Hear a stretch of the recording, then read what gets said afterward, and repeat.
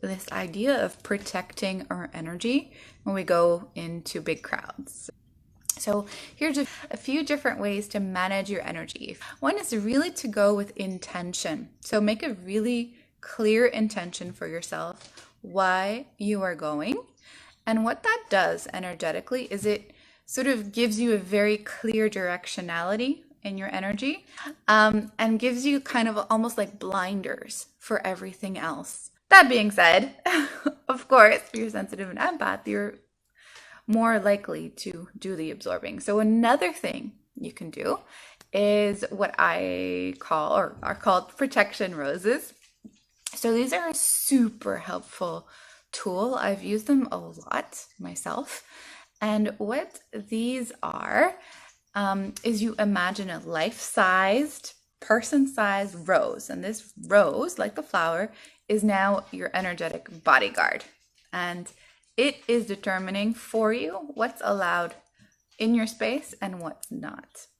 So you imagine it in front of you and you monitor it as the day goes by. So in front of you, on the side, on the left, on the right, and in the back. And if you're in a crowd, you might want to actually put 8 or even just to have a secret garden, just be in your own little secret garden around you. And the monitoring part, what you're doing is you're watching if these roses stay intact or if they get a little dusty and droopy and tired. And if they get dusty and droopy and tired, it's because they've been absorbing energy that you would have absorbed. So when you notice that, you thank your roses and you sort of toss them out of your space and you put a new one up. So when it goes outside of your space, it returns to neutrality and you put a new one up. And that way you're monitoring your boundaries. You're really monitoring your own space. And what that comes with is something else that's really important here, is really remembering that you're sovereign, that you're the boss of your own space. Now, of course, there's going to be other bodies there. There's going to be loud noises. There's going to be a whole lot of yelling, probably. So to know that you're sovereign and to know that you have a choicefulness can be really helpful. So you might also want to just stay on the edge of the crowd so you can kind of loop out, just have some quiet time, join back when you want to rejoin. Then these are so a few things you can do while you're there. The protection roses really are a must. And then after after is probably where you might feel the drain, so there's a lot of energy. So there's a few things you can do to clear the energy so you don't carry it with you the whole time. So a very simple thing is just to kind of sweep it off like this. So you take it off. It's a gesture that's very highly symbolic, but also so really dusting off the energy that's not yours. Again, with intention is really clearing out anything that's not yours. So you can be back just to being you.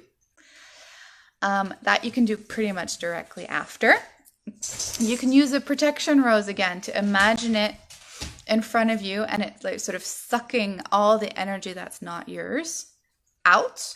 So the protection roses, you can imagine them cleaning your energy after.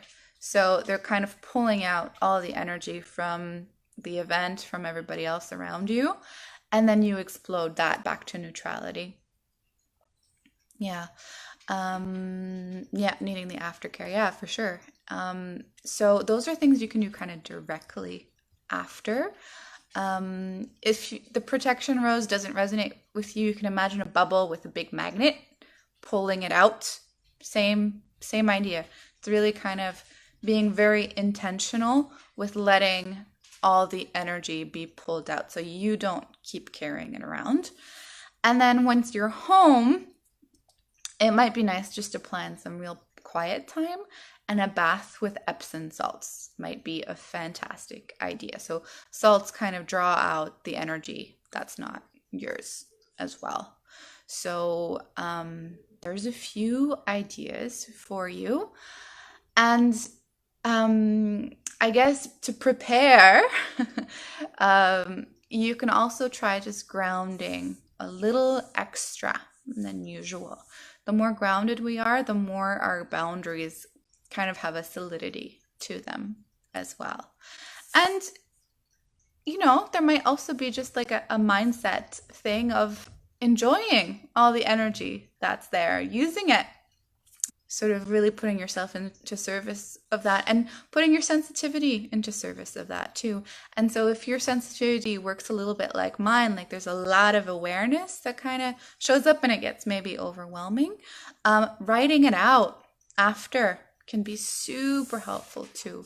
Just your impressions, your thoughts, anything like that, just processing it after. And all the other tools that usually work with your sensitivity are going to work here too. So tapping, just a mindfulness meditation.